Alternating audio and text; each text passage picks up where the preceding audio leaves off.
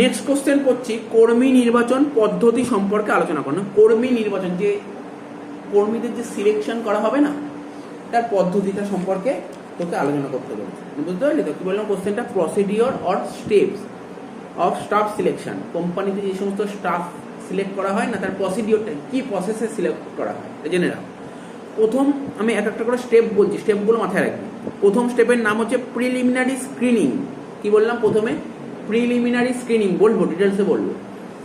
তারপর করা হয় হচ্ছে রিটেন টেস্ট, তারপর হয় সিলেকশন টেস্ট, ঠিক আছে? তারপর কি হবে?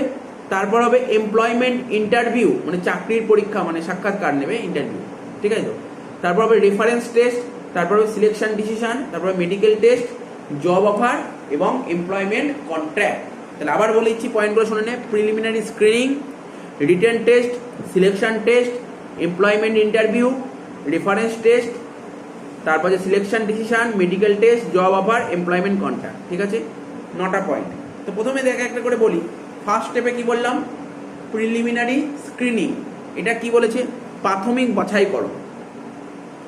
বলছে নির্বাচন প্রক্রিয়ার ফার্স্ট স্টেপে আবেদনপত্রের প্রাথমিক বাছাইকরণের মাধ্যমে অনুপযুক্ত ও অযোগ্য প্রার্থীদের বাতিল করা হয়। তাহলে প্রিলিমিনারি স্ক্রিনিং জিনিসটা কি, ভালো করে বোঝ।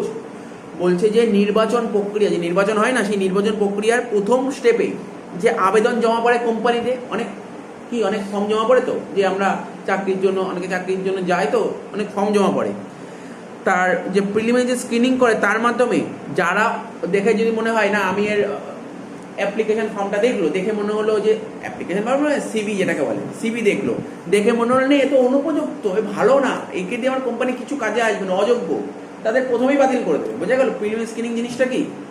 বুঝতে পারছিস? আজকে ধর টিসিএস কোম্পানিতে অনেক বায়োডাটা জমা পড়ে, বায়োডাটা বলে না, বায়োডাটা বলা উচিত না, সিভি বলে, সিভি বা রিজিউম জমা পড়ে।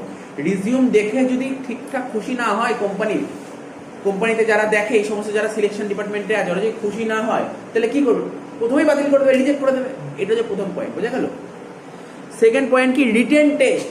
স্যার রিটেন টেস্ট বলছে প্রার্থীদের তাত্ত্বিক জ্ঞান, ভাষা ও মানসিক সতর্কতা যাচাইকরণের জন্য লিখিত পরীক্ষা। এবার দেখলো যে না, এদের তো কোয়ালিটি আছে, এদেরকে আমরা ডাকি, ইন্টারভিউতে ডাকি, তো এদের একটা রিটেন টেস্ট নেবে, বুঝতে পারলি?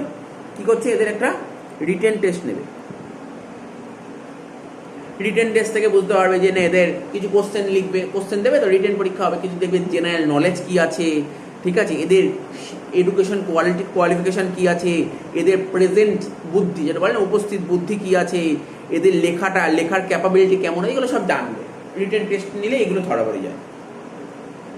তারপর থার্ড স্টেপে কি? নির্বাচন পরীক্ষা, অর্থাৎ সিলেকশন টেস্ট। এরপরে আবার সিলেকশন টেস্ট। যে প্রার্থী লিখিত পরীক্ষায় উত্তীর্ণ হয়েছে, অর্থাৎ রিটেনের যে পাশ করে গেল, ঠিক আছে, তাদেরকে সিলেকশনের জন্য ডাকা হবে, ঠিক আছে? এই পরীক্ষার প্রধান উদ্দেশ্য হলো প্রার্থীদের কতগুলি নির্দিষ্ট বৈশিষ্ট্য পরিমাপ করা। অর্থাৎ এই সিলেকশনের জন্য কিছু পরীক্ষা, গুরুত্বপূর্ণ পরীক্ষা কি? বুদ্ধিমত্তা পরীক্ষা, তারপর কর্মপ্রবণতা পরীক্ষা, ব্যক্তিত্ব পরীক্ষা, কর্মজ্ঞান পরীক্ষা, আগ্রহ পরীক্ষা, এইগুলো সব সিলেকশন টেস্টে হয়ে থাকে। তারপর কি? ফোর্থ স্টেপে কি? এমপ্লয়মেন্ট ইন্টারভিউ, অর্থাৎ চাকরির সাক্ষাৎকার। যে প্রার্থীরা উপরিক্ত পরীক্ষাগুলিতে উত্তীর্ণ হয়ে গেছে, অর্থাৎ রিটেন টেস্ট হলো, রিটেন টেস্টের পর রিটেন টেস্টে পাস করে সিলেকশন টেস্টে রাখলো, সিলেকশন টেস্টেও ওরা সব অ্যাপ্রুভড হয়ে গেল, মানে পাস করে গেল, তারপর ওদের 4 নম্বর ওদের ইন্টারভিউতে ডাকে। বুঝতে পারছি? কোম্পানিতে এইভাবেই হয়, মানে ইন্টারভিউ, মানে কি বলবো, যে সার্ভিসে যে ঢোকে না, জবে ঢোকে, এইভাবেই হয় প্রসেসগুলো। তাহলে এমপ্লয়মেন্ট ইন্টারভিউতে ডাকলো, অর্থাৎ যে প্রার্থীরা ধর সিলেকশন টেস্টেও পাস করে গেল, ঠিক আছে, তাদেরকে ইন্টারভিউর জন্য ডাকা হয় এবং কাজের জন্য প্রার্থীরা উপযুক্ত মূল্যায়ন করা হলো এই সাক্ষাৎকারের উদ্দেশ্য। বোঝা যাচ্ছে ব্যাপারগুলো? বুঝতে পারছিস তো? তার ফিফথ স্টেপ কি হচ্ছে? Reference test. এই পর্যায়ে সেই প্রার্থীর, মানে সেই সমস্ত প্রার্থীদের চরিত্র, সামাজিক সম্পর্ক, পারিবারিক ইতিহাস প্রভৃতি যাচাই করা হয় যারা সাক্ষাৎকারে পাশ করে, ঠিক আছে? অর্থাৎ যারা এমপ্লয়মেন্ট ইন্টারভিউতে পাশ করবে, তাদের পরের স্টেপ কি? Reference test. কি দেখবে? তার ফ্যামিলি ব্যাকগ্রাউন্ডটা দেখার চেষ্টা করে, সেই প্রার্থীর ক্যারেক্টারটা দেখবে, তার সোশ্যাল রিলেশন কি আছে, এইগুলো দেখবে, করে করে কাদেরকে করবে? যারা কিনা এমপ্লয়মেন্ট ইন্টারভিউতে পাস করবে। একে একে কি বলা হয়? একে বলা হয় রেফারেন্স টেস্ট।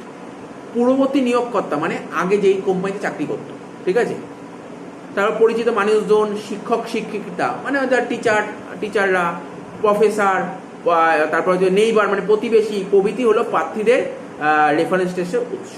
বোঝা যাচ্ছে কি বললাম? তারপর 6 নম্বর স্টেপে কি বলছে? Selection decision. যে সমস্ত ক্যান্ডিডেট সফলভাবে আগের পর্যায়গুলি অতিক্রম করে তাদেরকে কি হবে? তাদেরকে একদম সিলেকশন ডিসিশনে নিয়ে যাওয়া যায়, অর্থাৎ নির্বাচন তালিকায় অন্তর্ভুক্ত করা হয় চূড়ান্তভাবে।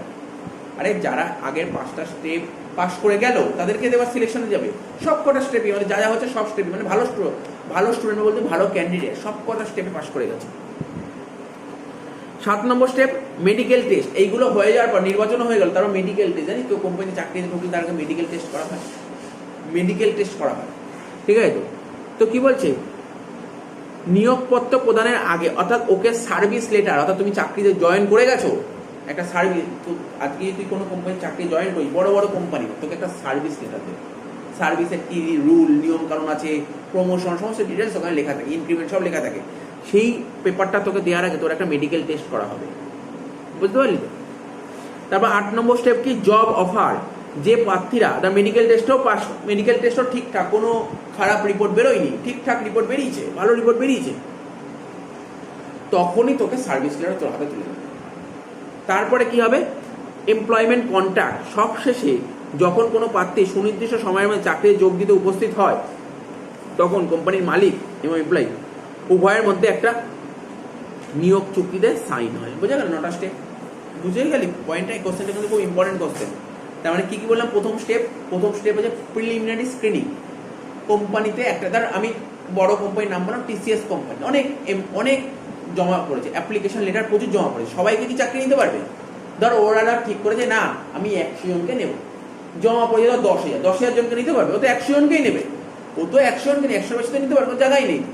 তার মানে কি? তখন দেখবে তাদেরকে সবাইকে কাট আপ করবে, সবাইকে ছাঁটাই মানে কি? যে 100 জনকে নেবে, এবার জমা পড়ে 10,000টা ফর্ম তো আর ও অ্যাপ্রুভ করবে না, ও বাকি ধর কত বলো 9,900 ফর্ম বাতিল করে দিল। অর্থাৎ ওই 10,000-এর মধ্যে যেই 100 জন টপ লেভেলে তাদেরকেই রাখবে। বুঝতে পারছিস কি বললাম? এটাকে বলে প্রিলিমিনারি স্ক্রিনিং। অর্থাৎ দেখবে যার কোয়ালিটি আছে, যার কোয়ালিফিকেশন ভালো, তাকেই রাখবে, ঠিক আছে? তো ওই প্রথম প্রিলিমিনারি স্ক্রিনিং, এই যে প্রিলিমিনারি স্ক্রিনিং আছে না, এখানে ভুল বললাম, 9,900 জনকে রাখবে না। এখানে ও তো 10,000 জনের মধ্যে ও প্রথমে দেখলো কাদের কোয়ালিটি ভালো না, কোয়ালিফিকেশন ভালো নেই, তাদেরকে ইয়ে করবে। এবার ওখানে ওই 10,000-এর মধ্যে হয়তো 1,000 জনকে বাতিল করে দিল, 9,000 জনকে রাখলো। 9,000 জনের কিন্তু রিটেন টেস্ট নিল। এবার রিটেন টেস্টে 9,000 জনের মধ্যে কি 9,000 জনই পাস করবে? না, ওখানে ধর আরো কিছু কাট অফ হয়ে গেল। রিটেন টেস্টের পর কি আসবে? তো সিলেকশন টেস্টে কি, যে ধর মানলাম 8,000 জন পড়ে আছে, সিলেকশন টেস্টে কি 8,000 জন 8,000 পাস করবে? ওখানে ধর 1,000 কাট অফ হলো, 7,000 হলো, বুঝলি? এইভাবে এক একটা স্টেপ বাই স্টেপ কাট হতে যায়, ঠিক আছে? তো তারপর সিলেকশন টেস্টের পর এমপ্লয়মেন্ট ইন্টারভিউ। এবার ইন্টারভিউ নিল, বিভিন্ন ভাষায় কথা বলছে ওখানে, তুই জানিস কিনা জানি না, তোর ইয়েতে রাউন্ড ইন্টারভিউ হয়। জেনপ্যাক বলে একটা কোম্পানি আছে, ঠিক আছে, নিউ টাউনের ওইদিকে, ফরেন কোম্পানি, এমএনসি কোম্পানি, ওখানে 8 রাউন্ড ইন্টারভিউ হয়। ভাব, অনেকগুলো পরীক্ষা হয়, অনেকগুলো স্টেপ আছে। তারপর লাস্টে একটা ইন্টারভিউ হয়, যেই রাউন্ডে সব ম্যাক্সিমাম ফেল করে যায়। সেটা কি হয়? সে ওদের তো ফরেন বেস কোম্পানি, ফরেন থেকে ফরেন ল্যাঙ্গুয়েজে কথা বলবে, ওদের সঙ্গে তোমাকে কনভারসেশন করতে হবে। কোন ফরেন ল্যাঙ্গুয়েজ? জার্মানি হতে পারে, ফ্রেঞ্চ হতে পারে, ঠিক আছে, স্প্যানিশ হতে পারে, যে কোনো ল্যাঙ্গুয়েজ, যেখানে ওই কোম্পানির উপর ডিপেন্ড করবে কি ল্যাঙ্গুয়েজে কথা বলছে। তার মানে ওই রাউন্ডে গিয়ে সব ফেল করে যায়। তার মানে ভাব, ওই কোম্পানিতে যত লোক ইন্টারভিউতে গেছে তার 7 নম্বর রাউন্ড অব্দি পাস করে গেছে, ওই রাউন্ডে গিয়ে সব ফেল করে যায়। মানে খুব ভালো হতে হয় ইংলিশে, স্পোকেন পাওয়ার খুব ভালো হতে হবে। তো এটা বুঝতে পারছিস তো?